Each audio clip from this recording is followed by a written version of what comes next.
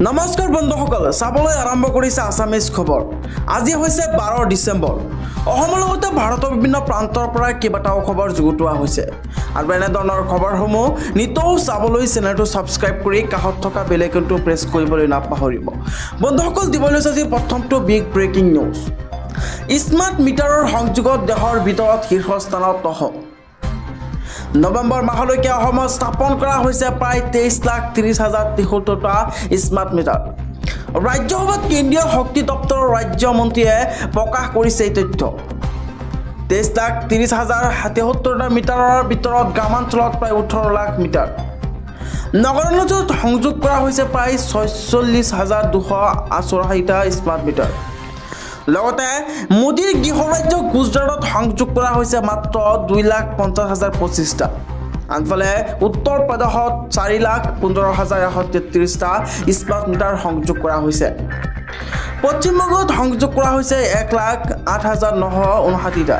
লগতে আনহাতে জনমূৰি আয়ৰ শেষৰ ফালে আছে অসমৰ নাম।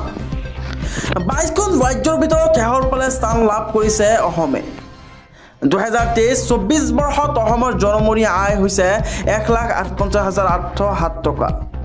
গঠিত 22 ৰাজ্যৰ ভিতৰত অসমৰ স্থান 16 নম্বৰত। লগতে তালিকাৰ ফালৰ পৰা 6 নম্বৰত আছে অসমৰ স্থান। দেশৰ ভিতৰতে তালিকাৰ প্ৰথম স্থানত আছে ছিকিম আৰু দ্বিতীয় স্থানত তেলেংগানা। পৰৱৰ্তী খবৰটো হৈছে আধাৰ কাৰ্ডক লৈ আহিল কেইবাটাও নতুন নিয়ম। NRCত আবেদন কৰাসকলেহে পাব এইবাৰৰ পৰা আধাৰ কাৰ্ড। আধাৰ কাৰ্ডক লৈ হিমন্ত বিশ্ব শৰ্মাৰ কেবিনেটৰ এই বৃহৎ সিদ্ধান্ত। NRCত আবেদন নকৰাসকলে নাপাব আধাৰ কাৰ্ড। লগতে আধাৰ কাৰ্ড প্ৰদান কৰাক লৈ কঠোৰ হৈছে এবাৰ ৰাজ্য চৰকাৰ। ৰাজ্য চৰকাৰে বান্ধিছে কেইবাটাও নতুন নিয়ম। তীক্ষ্ণ পৰ্যবেক্ষণৰ অন্ততহে প্ৰদান কৰা হ'ব আধাৰ কাৰ্ড। এই আধাৰ তদাৰকৰ বাবে প্ৰতিখন জিলাত দায়িত্ব দিয়া হ'ব 21জনকৈ অডিশ্যনেল DC।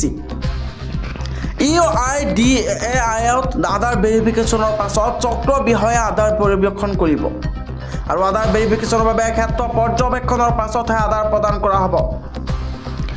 অনুপ্ৰৱেশকাৰী ভাৰতত সোমাব নোৱাৰাৰ বাবে আধাৰ প্ৰদানত কঠোৰ হৈছে ৰাজ্য চৰকাৰ। কোনো সন্দেহযুক্ত লোকে যাতে আধাৰ নাপায় তাৰ বাবে এই সিদ্ধান্ত ৰাজ্যিক কেবিনেটৰ। পৰৱৰ্তী খবৰটো হৈছে আপুনি পাব ৰেচন কাৰ্ড। নতুনকৈ লাখ লাখ লোকৰ বাবে আনিছে এই ৰেচন কাৰ্ড। ৰেচন কাৰ্ড আৰু অৰুণোদয় আঁচনিক লৈ কেবিনেটৰ ডাঙৰ সিদ্ধান্ত লৈছে হিমন্ত বিশ্ব শৰ্মাই। ৰাজ্যত প্ৰায় 18 লাখ অতিৰিক্ত লোকে লাভ কৰিব ৰেচন কাৰ্ড। 37 লাখ মহিলাক প্ৰদান কৰা হ'ব নতুনকৈ অৰুণোদয় আঁচনিৰ ধন। লগতে গাঁৱে গাঁৱে 15 ডিচেম্বৰৰ পৰা অৰুণোদয়ক লৈ আৰম্ভ হ'ব এই গাঁও সভা। 15-28 ডিচেম্বৰৰ গাঁও সভাত নিৰ্বাচন কৰা হ'ব অৰুণোদয় পাবলগীয়া এই মহিলাসকল।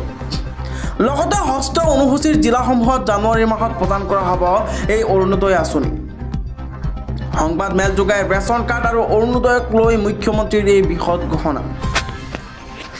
পৰৱৰ্তী খবৰটো হৈছে পবিত্ৰ কোৰাণ পাঠ কৰি উজলিল 13 বছৰীয়া হাফিজ আৰিফুজ্জামান। পবিত্ৰ কোৰাণ পাঠ কৰি উজলিছে এইবাৰ 13 বছৰীয়া হাফিজ আৰিফুজ্জামানে। দেশৰ ভিতৰতে প্ৰথম স্থান দখল কাছাৰৰ এখন মাদ্ৰাছাৰ হাফিজ আৰিফুজ্জামান লস্কৰ। পবিত্ৰ কোৰাণ পাঠ প্ৰতিযোগিতাত দেশৰ ভিতৰত প্ৰথম স্থান দখল কৰিছে 13 বছৰীয়া শিশুৱে। পশ্চিমবংগত অনুষ্ঠিত হৈছিল সৰ্বভাৰতীয় হিফজুল কোৰাণ পাঠ প্ৰতিযোগিতা আৰু কাটিগড়ৰ এখন মাদ্ৰাছাৰ ছাত্ৰ হাফিজ আৰিফুজ্জামান লস্কৰ। হাফিজ আৰিফুজ্জামানৰ খবৰে উৎফুল্লিত কৰিছে প্ৰায় কাটিগড়বাসী। পৰৱৰ্তী বিগ ব্ৰেকিং নিউজটো হৈছে অসমৰ বিধানসভাত বিজেপি আনিছে বাংলাদেশী হিন্দু। বিজেপিয়ে বাংলাদেশী হিন্দু আনিছে বুলি মন্তব্য বিধায়ক অখিল গগৈ। বাংলাদেশী হিন্দুক টিকট দি নিৰ্বাচন জিকাইছে বিজেপিয়ে। লগতে কৈছে দলাই সমষ্টিৰ বিজেপিৰ বিধায়কজন প্ৰায় 1986 চনত অসমলৈ অহা। এই বিস্ফোৰক অভিযোগ আনিছে বিধায়ক অখিল গগৈয়ে। অসমত বহু হিন্দু বাংলাদেশীক সুমুৱাই ৰাখিছে চৰকাৰখনে। পৰৱৰ্তী খবৰটো হৈছে অটো চালকলৈ 10 লাখ টকা দিব অৰবিন্দ কেজৰিৱাল চৰকাৰে। অটো চালকৰ কন্যাৰ বিবাহৰ বাবে লাভ কৰিব প্ৰায় 1 লাখকৈ টকা। অটো ৰিক্সাৰ চালকৰ বাবে 10 লাখ টকাৰ বীমা ঘোষণা কৰিছে আম আদমি পাৰ্টিয়ে। ইয়াৰ উপৰিও অটো চালকৰ বাবে 5 লাখ টকাৰ দুৰ্ঘটনা বীমাও জাৰি কৰা হৈছে। বছৰি দুবাৰকৈ লাভ কৰিব 2500 টকাৰ সাহায্য। দিল্লীৰ প্ৰাক্তন মুখ্যমন্ত্ৰী অৰবিন্দ কেজৰিৱালৰ এই বৃহৎ ঘোষণা। দিল্লীৰ বিধানসভা নিৰ্বাচনক লৈ অৰবিন্দ কেজৰিৱালৰ এই গেৰাণ্টি। দিল্লীত পুনৰ আপৰ চৰকাৰ হ'লে অটো চালকে লাভ কৰিব এই সুবিধা। লগতে ফেব্ৰুৱাৰীত অনুষ্ঠিত হ'ব দিল্লী বিধানসভা নিৰ্বাচন আৰু চালকৰ সন্তানৰ বাবে এই মুকলি কৰা হৈছে বিনামূলীয়া কোচিঙে। পৰৱৰ্তী খবৰটো হৈছে গোৱালপাৰাত NIAৰ অভিযান, জালত পৰিছে শ্বাহানুৰ আলম।